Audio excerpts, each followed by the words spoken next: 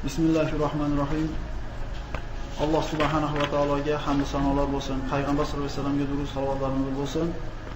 Siz bilan bizni mana shu muborak bo'lgan Ramazon oyiga yetishlikni nasib qildi. Alloh azza va jalla Qur'oni Karimda ya ayyuhallazina amanu kutiba alaykumus siyamu kama kutiba alal ladina min qablikum la'allakum tattaqun. Mana shu oyatga muvofiq, mana shu oyatga binoan Ramazon oyi ro'zasi siz bilan bizga farz bo'ldi. Siz bilan bizni huzurimizga kelayotgan Ramazon oyini qanchalik hurmatli, qanchalik aziz mehmon ekanligini bilishligimiz uchun albatta mana shu Ramazon oyidan avval bir qancha bir suhbatlar o'tkazishimiz zarur bo'ladi. Kishi mehmon kutar ekan, tayyorgarligi kutayotgan mehmonini qadriga qarab bo'ladi. Boshqa bola bo'lsa, oddiyroq qabul qilib qo'yamiz. Bir kattaroq odam bo'ladigan bo'lsa, uni istiqboli, uni kutib olishlik, unga bo'lgan sarf-xarajatimiz, tayyorgarligimiz o'shunga yarasha bo'ladi. Mehmon kutamiz, bir odam o'g'lini uylaydigan bo'lsa, mehmon keladi. Uyini boshqatdan qilib chiqadi. Insonga shuncha tayyorgarlik bo'ladi. Siz bilan bizga Ramazon sharif mehmon bo'lish arafasida turibdi.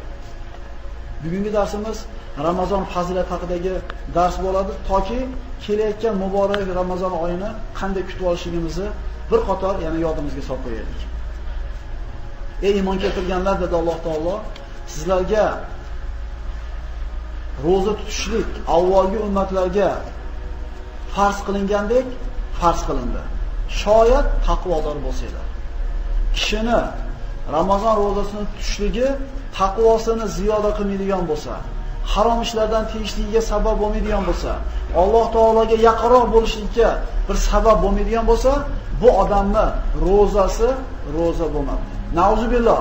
Ichimizda roza kelyapti desa, ishi siqiladiganlar bo'lishi mumkin.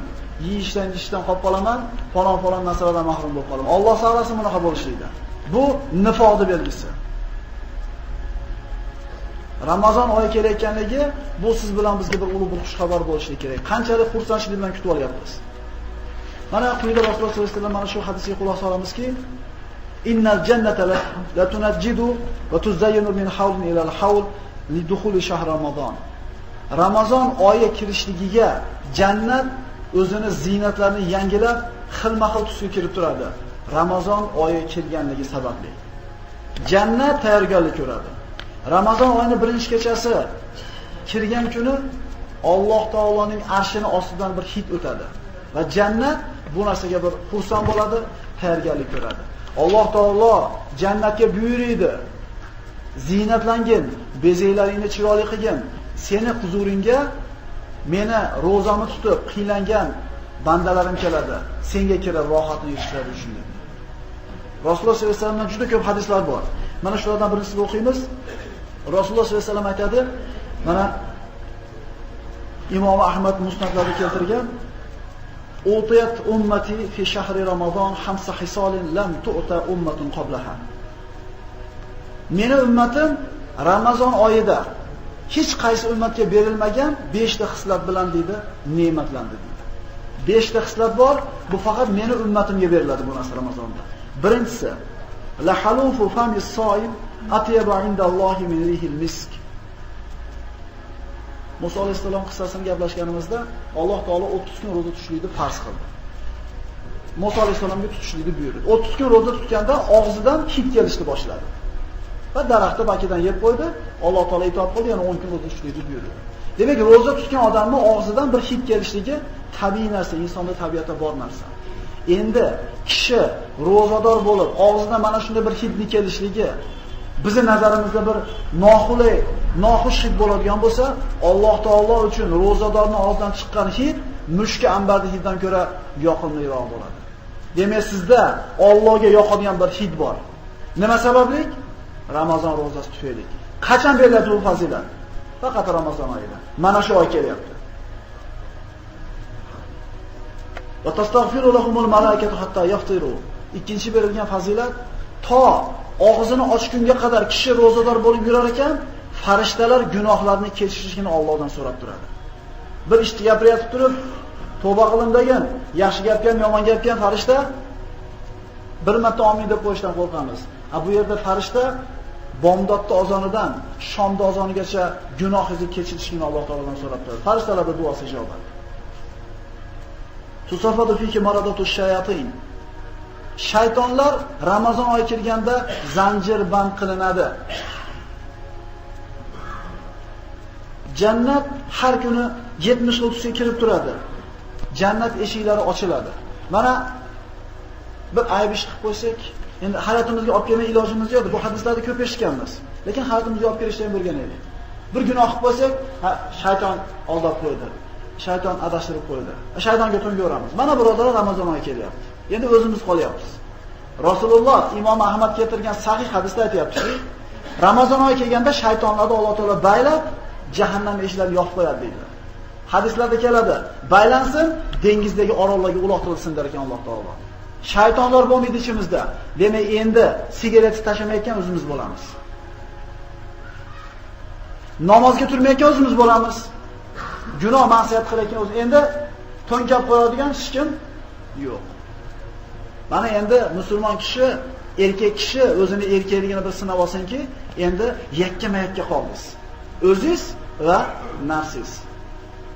Ramazondan burungi kunda nafsingiz bitta, shaytoningiz bitta, ikkitasiga qarshi kurashib, bir mahal yutib, bir marta yutkazyapsiz. Endi bittaga bitta qoldingiz. Qani quvvatingiz yetamikin shu sigaret tashlab olishlikka. Yoki namozni boshlab davomiy bo'lib olishlikka. Va Ramazon oyida mana shunday bir tun borki, oxirgi tuni, bu tunda Alloh taolo hamma bandalarning gunohlarini kechiradi. Ya Rasululloh, bu Qadr kechasimi dedi? Yo'q dedi. Albatta Qadr kechasi bo'lishi shart emas dedi. Ramazonda qaysi tuni bo'lishidan qat'iy nazar, oxirgi 10 kunligidan Alloh taolo xohlagan bir tunda bandalarning gunohlarini kechirishini va'da qildi. Imom Nasoiy rivoyat qilgan hadisda payg'ambar sollallohu alayhi vasallam aytadi: "Qad ja'akum shahru Ramazon, shahrun mubarakun, qad iftarazallohu alaykumus siyamahu.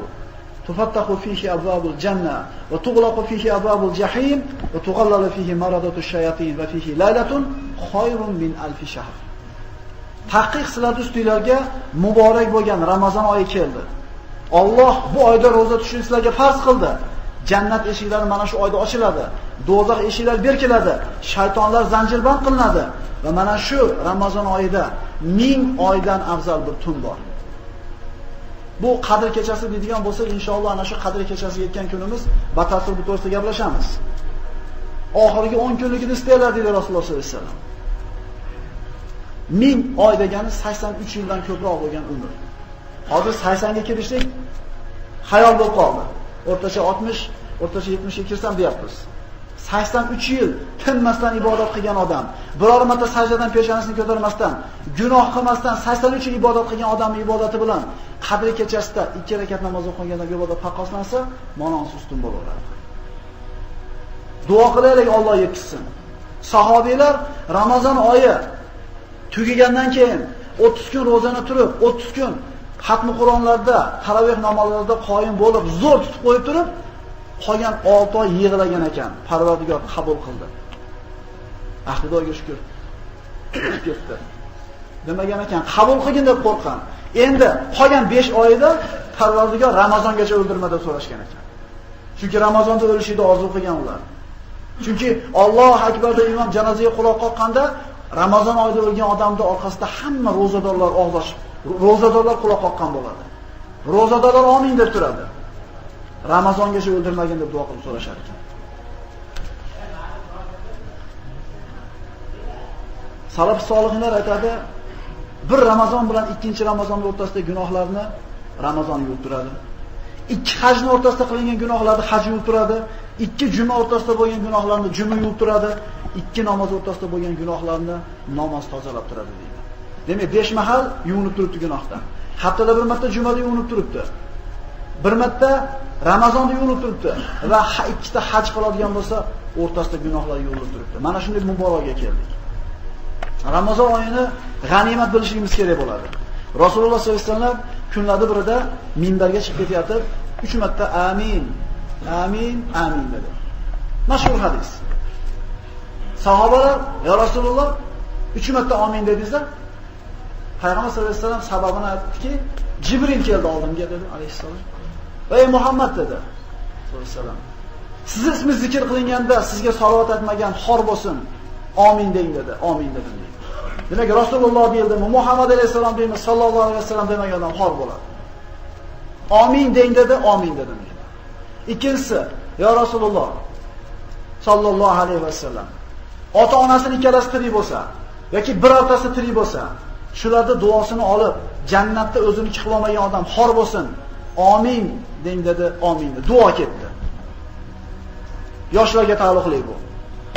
Va uchinchisi, Ramazon oyida bir odam hozir bo'lsa, Ramazon oyiga guvoh bo'lsa-yu, lekin gunohlarni tozalab, ro'zada yaxshi ro'za tutib, jannatda o'zini qilib olmagan odam xor bo'lsin. Amin den dedi. Rasululloh amin dedi. Duo ketdi. Mana shunday oy kelyapti. Mana shunday bir xursandchilik oy kelyapti. Man soma Ramazona va qamahu imanan va ihtisaban g'ufira lahu ma taqaddama min dhanbi. Mashhur hadis Imom Buxoriy va Muslim rivoyati. Kim Ramazon ro'zasini iymonan va ihtisoban qoyim qilsa, avvalgi hamma qilgan gunohlari kechiriladi. Iymonan degani, bu degani Allohning beradigan mukofotiga ishonib degani. Savob beraman dedi, jannatni beraman dedi, gunohlarni kechiraman dedi, ishonishligi. Ihtisoban degani qilgan xatolardan qo'rqqan holda. Gunohlarini bo'yniga olgan holda tutadigan bo'lsa, Alloh taolo gunohlarni kechiradi. Bitta narsani sababli. Bu Ramazonda sharofati tufayli. Ramazon haqida gapiradigan bo'lsak, mana boshqa sayyoralarda aqlli mavjudotlar bormi, yo'qmi degan savol bor. Agar faraz qilingki, o'sha bir mavjudotlar bo'lsa, ularda bir texnologiyalari, ilm-fani bizdan ilgari bo'lsa, ular bilan aloqaga chiqsak, bizning hayotimizni juda ko'p mushkullarni oson qilib qo'ysa, o'shalar bilan uchrashgan, tanishgan kunimiz bayram bo'lardi, shunday emasmi? Mo kuni bizga svet kelgan, mo kuni mahallamizga gaz kelgan deb gapirib yuramiz-ku. Sizga dunyoviy ozgina qiyinchiligingizni yengillatib qo'ygan kun siz uchun bayram. Endi insoniyat jahannamga qarab, shirk botqog'iga botib, do'zaxga qarab ketayotgan paytda vahiy bo'lgan, jannat yo'lini ko'rsatgan, do'zaxdan bizni qaytargan yo'l qaysi oyda nozil bo'ldi? Ramazon oyidami? Qadr kechasidami? Demak, Laylatul Qadr xoyrun min alf shahr, 1000 yildan afzal deyilyapti. Jahannamga qarab ketyapti insoniyat. Alloh taoloda rahmati bo'lgan Rasululloh sollallohu alayhi vasallamga nubuvat mana shu kechada nozil bo'ldi. Mana shu narsasi bilan, mana shu kuni bilan Ramazon oyi boshqalardan afzal bo'ladi.